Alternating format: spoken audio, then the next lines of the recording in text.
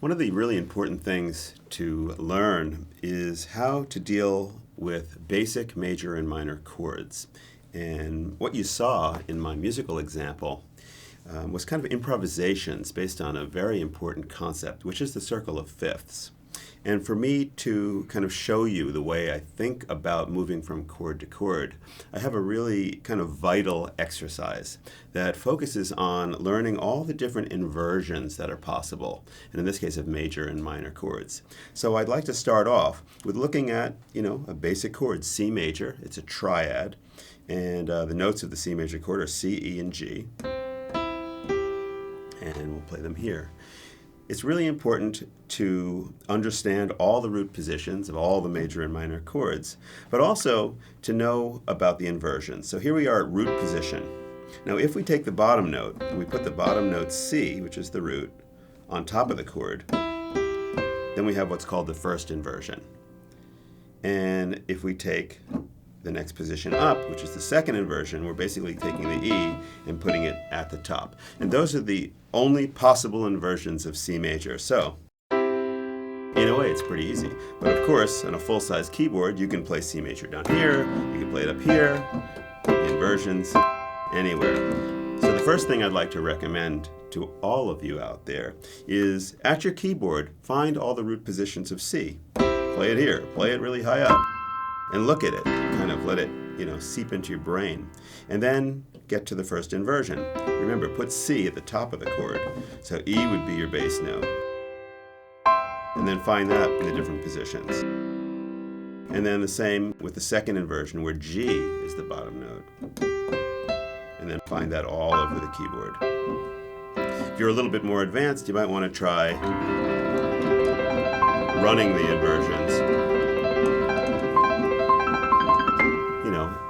As a pianist and someone who loves the art of improvisation, I'm always trying to keep things interesting by being musical with things. Even if I'm practicing a chord, I'll just, I'll play C major in root position and maybe I'll think of a little pattern to play.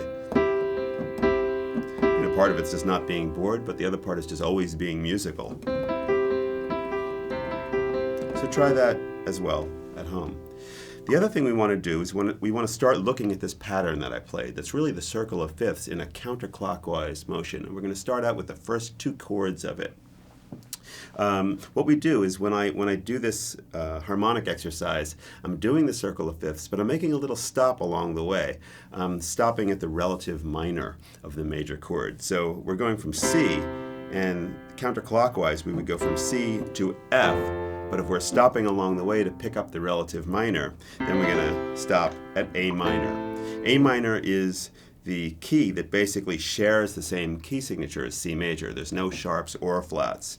And the cool thing is that if you play a C major chord to get to A minor, you really don't have to move anything but one note, because an A minor chord is A, C, and E.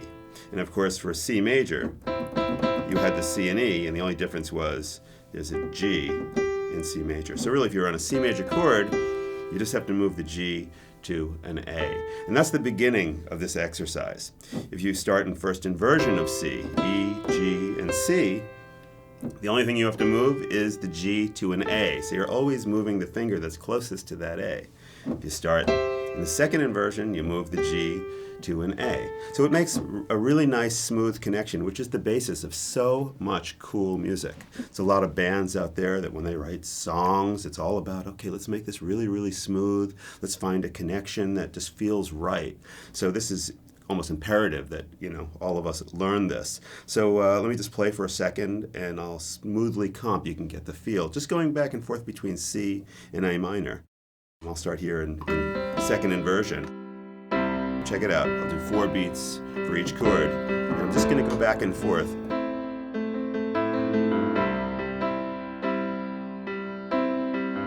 Maybe I'll go to a different inversion now.